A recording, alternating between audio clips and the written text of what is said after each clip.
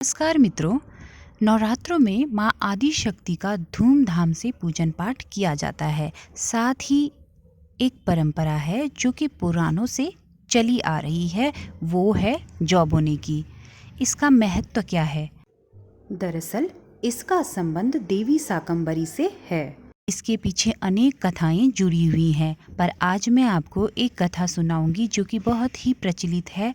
ये कथा दुर्गा सप्तशती के 11वें अध्याय में वर्णित है।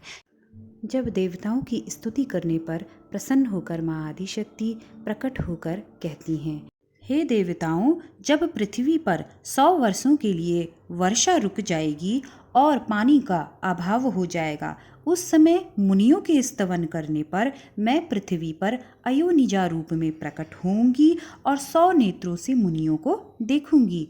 अतः मनुष्य मुझे शताक्षी नाम से पुकारेंगे।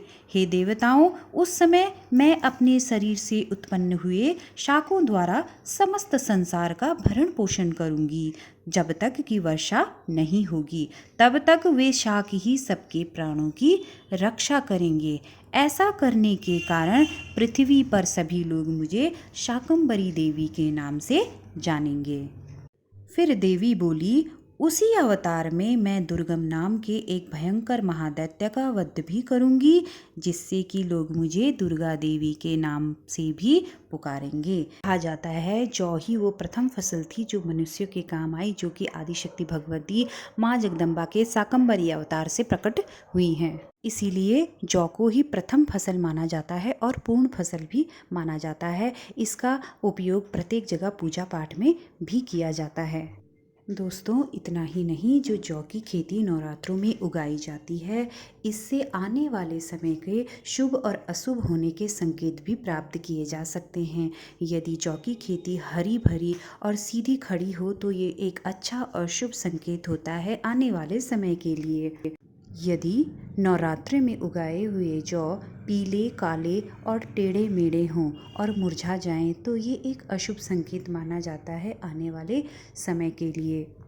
दोस्तों, ऐसा भी माना जाता है यदि जौ 3 दिन में उगकर ऊपर ना निकले तो ये भी अच्छा संकेत नहीं होता है। इससे ये अंदाज़ा लगाया जाता है कि आने वाला जो समय है वो बड़ा ही परिश्रम भरा होगा।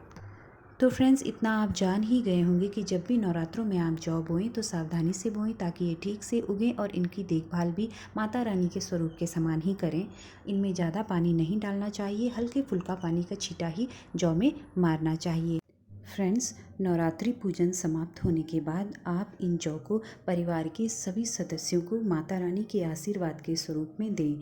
अपनी तिजोरी और अपने पर्स में भी इन जौ को आप रख सकते हैं। ये समृद्धि का प्रतीक भी होते हैं। यदि आप कन्या जमाते हैं तो कन्याओं को व माता रानी के समक्ष भी इन जौ को अर्पित करना चाहिए। बाकी के जो बचे जौ होते हैं वो शुद्ध स्थान में प्रवाहित कर देने चाहिए। किसी सरोवर में या किसी तालाब या नदी में आप इन्हें प्रवाहित कर सकते हैं। तो फ्रेंड्स, अंत तक मेरी वीडियो में बने रहने के लिए धन्यवाद। मेरे चैनल पर नए हैं तो प्लीज़ सब्सक्राइब करें। आपको वीडियो अच्छा लगे तो लाइक करें, शेयर करें।